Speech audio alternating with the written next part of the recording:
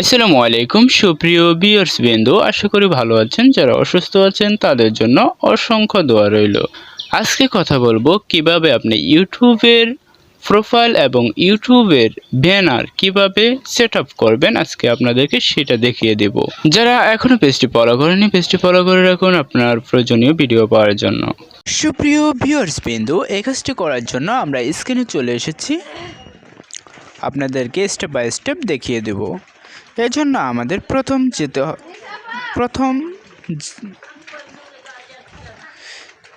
এই কাজটি করার জন্য প্রথম আমাদের যেতে হবে ইউটিউব প্ল্যাটফর্মে ক্লিক করার পর আমাদের কাছে ইউটিউবের হোম পেজটি ওপেন হবে। ওয়েট করো, আমাদের কাছে যখন এরকম একটি ইন্টারফেস শো করেছে, এখন আমরা কি করব, এইখানে দেখুন এই প্রোফাইলে ক্লিক করব। আমাদের প্রোফাইলে ক্লিক করার পর আমাদের কাছে এরকম একটি ইন্টারফেস শো করবে। এখান থেকে আমরা কি করব, ইউর চ্যানেল এখানে ক্লিক করব।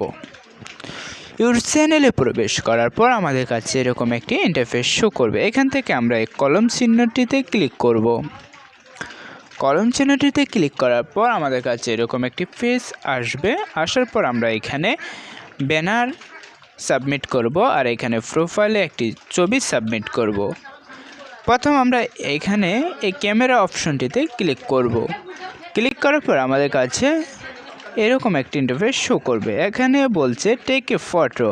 আমি কি ফটো এখন তুলতে চাই, নাকি আমার নিচেরটা হলো চয়েস ফ্রম ইউর ফটোস, মানে আমি কি আমার গ্যালারি থেকে নিতে চাই। তাহলে আমি যদি আমার গ্যালারি থেকে নিতে চাই, যেহেতু আমি ছবি তুলব না, আমার গ্যালারিতে রেখেছি অলরেডি, এই জন্য গ্যালারিতে ক্লিক করব।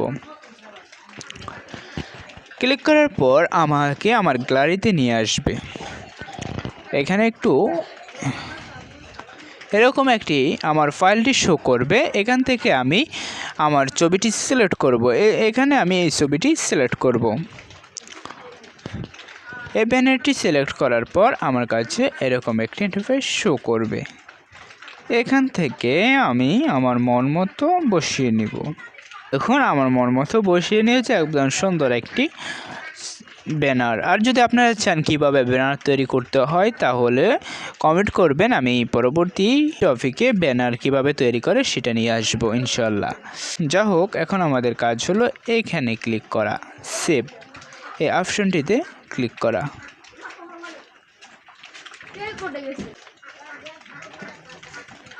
সুপ্রিয় ভিউয়ার্স বিন্দু, দেখতেছেন আমাদের ব্যানারটি অলরেডি সেভ হয়ে গেছে। এখন আমরা কি করব, এখন আমরা প্রোফাইলে একটি ছবি সাবমিট করব।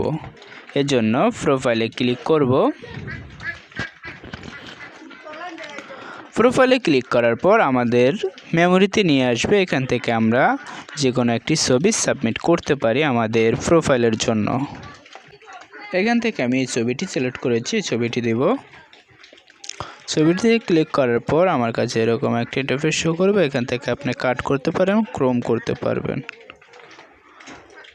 এখান থেকে আপনি ক্রপ করতে পারবেন, রোটেট করতে পারবেন। এখন আমরা আমাদের এটি পারফেক্ট হয়েছে, এই জন্য আমরা সেভ অ্যাজ প্রোফাইল পিকচারে ক্লিক করব।